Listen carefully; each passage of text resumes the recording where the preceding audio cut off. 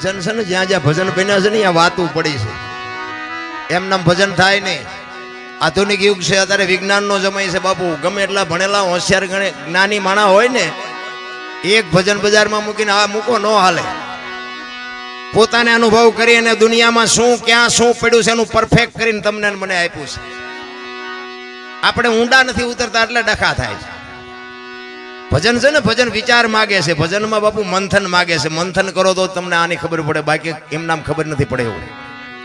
ભજન ઉપર છે ને સંતોએ પડદો રાખ્યો છે, અને પડદો ન હોત તો આ ભજનની કોઈ કિંમત ન હોત. ભજન એમ નામ સમજાય એવું છે જ નહીં, અને આની માટે પાત્રતા બનવું પડે. એમ નામ રે નહીં. તમે સવારે તમને મજા આવી હોય તો તમે એટલી જ વાત કરો કે મજા આવી પણ કે યાદ રહ્યું કે ના હો રે હોરું જીવ. આ યાદ નથી રહેતું એ ડખા છે. એટલે કીધું કાચો પારો લખમણ જાણજો, જેવા તેવાથી જીરવો ન જાય. પાત્ર છે છોટા ને વસ્તુ છે મોટી, આ ઠામ વિના નો ઠેરાય, આને ઠામ બનવું પડે.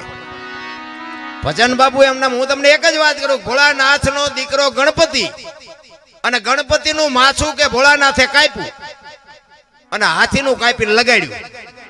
તો હું એમ કહું છું બોલું કાપ્યું ત્યાં જ નહીં પડ્યું હોય? હાથીનું કામ કાપ્યું છે? ખોટું નથી, છે સત્ય જ. હાથીનું જ કાપીને લગાડ્યું હતી, વાત 100% છે. પણ આપણા ચકડા ગઈ ગયા એટલે નથી સમજાતું.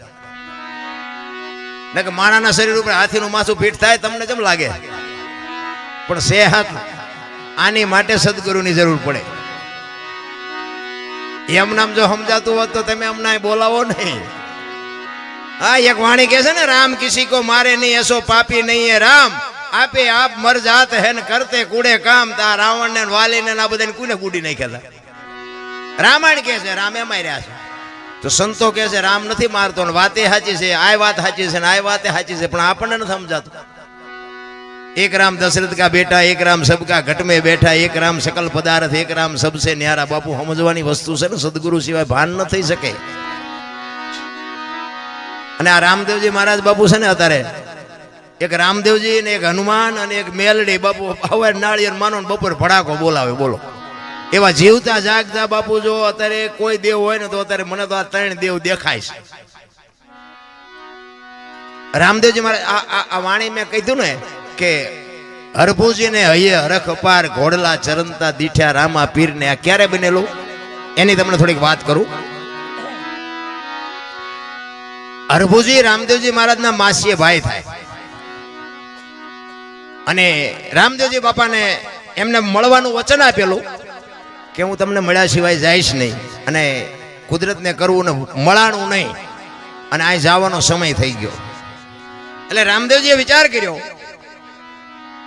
કે મારે આને મળવાનું રહી જાય છે, મારે જવાનો સમય થઈ ગયો છે. એટલે એમને એમની યુક્તિ રચી અને એમના કુટુંબને ભેળું કર્યું.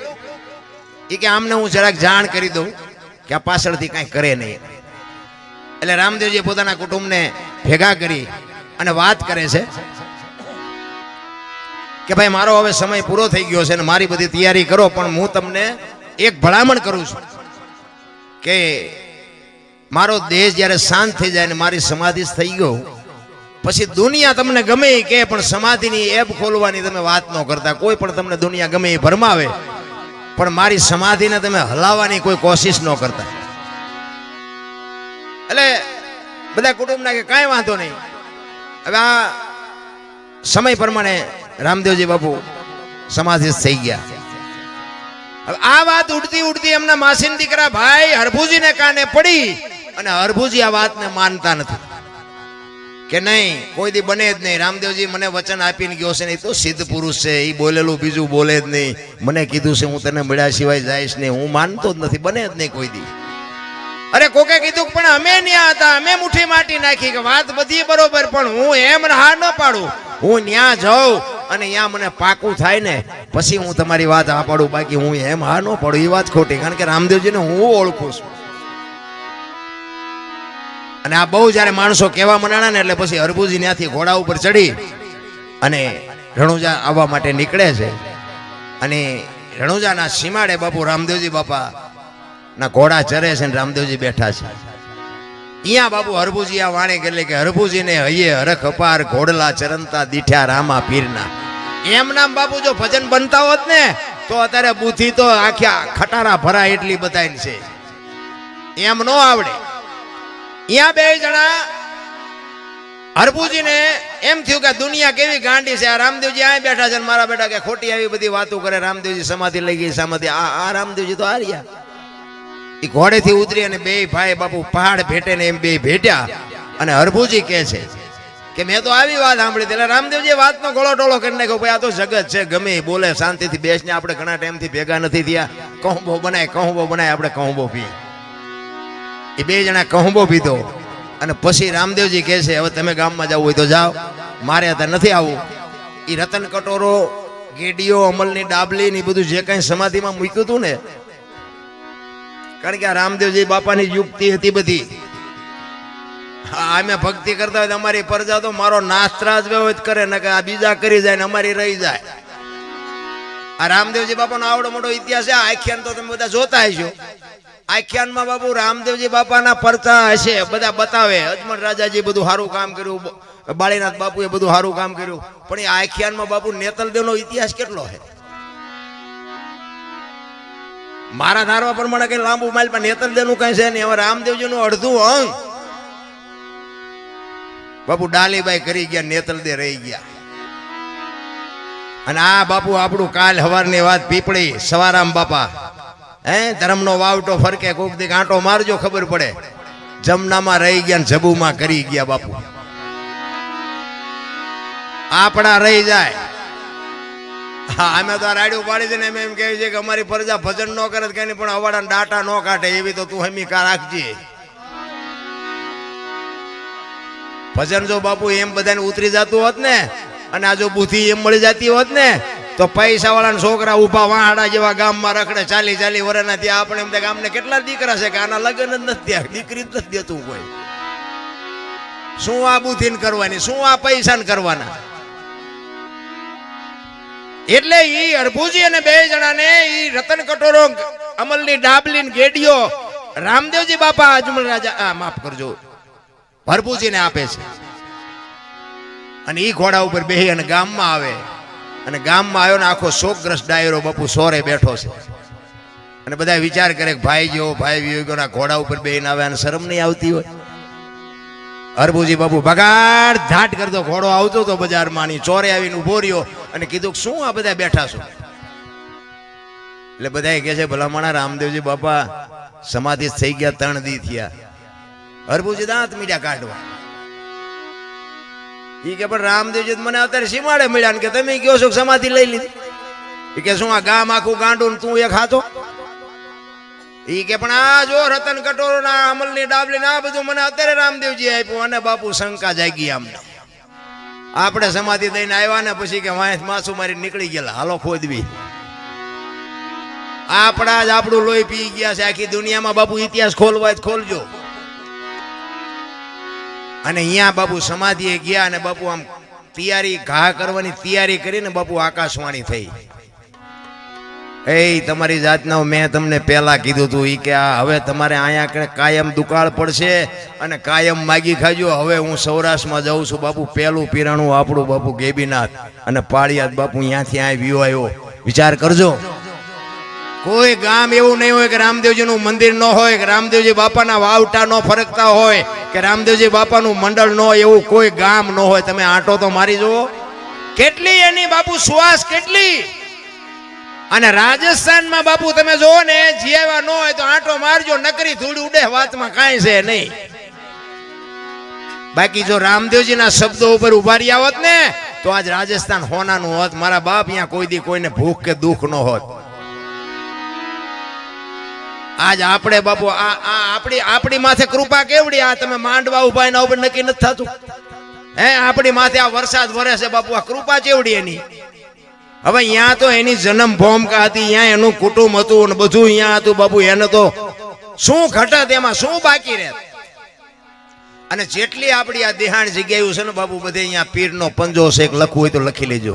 અને પીરની પીરાય વગર બાપુ હરિહર ક્યાંય હાલે નહીં. કેવડી બાપુ આ પીરની કૃપા કેવડી. કચ્છ કાઠિયાવાડ સૌરાષ્ટ્રમાં તમે જાઓ અને રામદેવજી બાપાનું બાપુ ક્યાંય મંદિર ન હોય એવો દાખલો નહીં હોય. જેમ બજરંગદાસ બાપાનું મંદિર ન હોય ને એવી રીતે બાપુ રામદેવજીનું મંદિર ન હોય એવો કોઈ દાખલો ન હોય. કેવડી બાપુ એની સુવાસ કેવડી. અને આ આકાશવાણી થયા પછી હરભુજીને બાપુ પછી ખબર પડી હો, અરે તારી ભલી થાય તારી. રામદેવજી તું ખરેખર વ્યાઈ ગયા તા તો મને વચન પાળવા, મને વચન દેવા, વચન નિભાવવા માટે મને મળ્યો હતો. અને પછી બાપુ હરભુજી રોયો હો બાપ. અરે રોવામાં બા, અરે મારા બાપ હું તને ઓળખી ન હોય કે હું તારા પગ ન ચાલી કે મારા બાપ તે મને અંધારામાં રાખ્યો. પછી રોતો રોતો કહે છે કે હવે મારે તને મળવું હોય તો કે હવે સમય વિયો ગયો ભાઈ. એટલા માટે આજના સંતોય કહે છે કે તમે રામદેવજી મહારાજનો પાઠ કરો, ચોખા ઘીની જ્યોત કરો, ગુગળનો ધૂપ કરો, ધોળી ધજા કરો અને 5 મારા નામના ગાણા ગૌરવજો. હું કોઈ પણ સ્વરૂપે હાજરી આપીશ, બાકી જ્યોત ઉપર ભરોસો રાખજો, બાકી હવે હું તમને ભેગો નહીં થાઉં. આ રામદેવજી બાપાનું પ્રમાણ છે. તમને ભરોસો હોય કે ન હોય, બાકી અમને ભરોસો છે કે આમાં ક્યાંક બેઠો હોય 100%. અને અમે આ એને જ સંભળાવીશું, તમને કઈ સંભળાવતા નથી. હા, અમે તો એમ કહે છે કે અમે આખી રાત રાડ્યું સાંભળે, રાડ્યું પડી એકાદી અમારી રાડ સાંભળજે, બાકી અમારે તમને કઈ વેરાગ નથી લગાડવાનો. આ તો ગંગા હાલી જાય, પીવો ન પીવો તમારી મોજ, બાકી અમારે કોઈની પાસેથી કાંઈ લેવું નથી. પણ સંતો કહે છે એક ઘડી આધી મેં પુણ્યાદ કાંઈક કરી લેજો, બાકી માણાનો ફેરો ફોગટ ન વ્યો જાય, લખી લેજો. નકાર જો કે આ બધો ડાયરો તો જાણે તો છે ને. આયા હું ઘણી વાર બધા પ્રોગ્રામ કર્યા છે ને એમાં પાછો થાનનો ખટારો મેં 20 વર્ષ હાક્યો. એટલે અનુભવ બધા કર્યા છે, થયા છે, ઝઘડા કર્યા છે, માર્યા છે, માર ખાધો છે, બધું કરી લીધું છે. અને ભજન બાપુ ચારે હુજે ખબર છે, કોઈ આપણો ધણી ન થાય ને પછી ભજન હુજે. આ પૈસાના તમને ભલે ભજન ઉપર ગમે એટલો પ્રેમ હોય, પણ આ પૈસાનો બાપુ ફુગાવો એટલો છે ને તમે ભજન નહીં કરી શકવાના, એ મને ખબર છે. આ પૈસા અને ખૂટવાના નથી, પૈસા ખૂટીને જ ભજન હુજે. પૈસા તો ખૂટવાના નથી, કારણ કે માણસની માંગ જ એવી છે, રાત નદી હળીએ જ એવા સીડ્યા છે. આમ રોજ ઢળી આવે, રોજ ઢળી આવે કે કાલે આટલા હતા ને આજે આટલા વધ્યા, કાલે આટલા હતા ને આજે આટલા વધ્યા. ઓલો ઉપર બેઠો બેઠો ગણે છે તારા સુવાસા કાલે આટલા હતા ને આટલા ઘટ્યા, આટલા હતા ને આટલા ઘટ્યા. હિસાબ રાખવાનો છે કોઈ રાખતો નથી, પૈસાનો જ રાખે છે. ને કે વાતમાં કાંઈ છે નહીં, હળવા ફૂલ થઈ જવાની મજા છે. માણસ જન્મે ને 2-2.5 કિલોનો હોય, 60-80 વર્ષ જીવે ને પછી મરી જાય ને શમશાનમાં હળગાવી દો ને પછી રીખ્યા ભેળી કરીને જોકો એટલે 2-2.5 કિલો થાય. આ એટલો વાંકો લોહી પીવે. વાતમાં કઈ લાંબુ છે નહીં, લાવ્યા નથી ને કઈ લઈએ નથી. તમને એક જ વાત કરું, 84 લાખ યોની છે એવું મહાપુરુષો કહે છે ને. 84 લાખ જીવ છે, આપણે ગણવા નથી. પણ મારો કહેવાનો મતલબ એ છે કે રૂપિયા હાટું માયા હાટું બથોડા ભરતો હોય માણા એક જ. કોઈ કૂતરા, કાગડા, ભૂંડા, ઘોડા, ગધાડા કોઈ પૈસા હાટું મથે. અને કોઈ જીવ ભૂખ્યો રહેતો હોય તો કયો, અને માણાનું ભરાતું હોય તો કયો. આ કૂતરા બજારમાં ઉતાવે ને હું તો આમ ચારેક નીકળું ને આમ કૂતરા ઉતાવે ને તો મને ચારેક એને આમ જોઉં ને તો મને એમ મારા દીકરા વાળું પાણી કરીને ઉતા ને ઘસઘસા. આમને કાંઈ ઉપાધિ છે, ધાબુ ભરવું છે ને છોકરો પરણાવો છે ને ચૂંટણી લડવી છે ને કાંઈ લોહી ઉકાળા છે ને. કે આપણા જેવું જ છે ને, એનું જીવન તો એનું એવું જ છે ને. ખોરાક જોવે છે, પાણી જોવે છે, હવા જોવે છે, આપણી જેમ બચ્ચા પેદા કરે છે, સંડાસ પાણી. આ તે તમારા ને મારા જે જીવનને આરે જે જરૂરી છે એ બધું એને છે. પણ બાપુ કોઈ જીવ જો ભૂખ્યો રહેતો હોય તો મને બતાવો. કીડીને કણ, હાથીને મને 1000 હાથ વાળો દે છે ને, આપણને ભરોસો નથી. ને કે તમારો મારો બાપુ માના ઉદરમાં હજી જન્મ ન થયો હોય ને, જન્મ થયા પહેલા બાપુ બધીએ ભગવાન વ્યવસ્થા કરીને જ બેઠો હોય છે. દૂધની વ્યવસ્થા હોય, તમારી પથારીની વ્યવસ્થા હોય, તમારું લાલન પાલન કરવા વાળી હોય, નવરાવા ધોરાવા વાળી હોય. અને ગમે એટલું જીવો ને પછી મરી જાવ ને, લાકડા તૈયાર હોય ને, ઉપાડનારા તૈયાર હોય ને, દિવાળી મૂકનારા તૈયાર હોય ને, ઘોંકા મારનારા તૈયાર હોય. હવે પહેલું ને છેલ્લું બે તૈયાર છે, વચલું નહીં તૈયાર કરી રાખ્યું હોય. પણ વચ્ચે થોડુંક શું થોડાક મોટા થાય ને, થોડીક બુદ્ધિ આવે ને, એટલે બુદ્ધિના ગાળિયા થયા.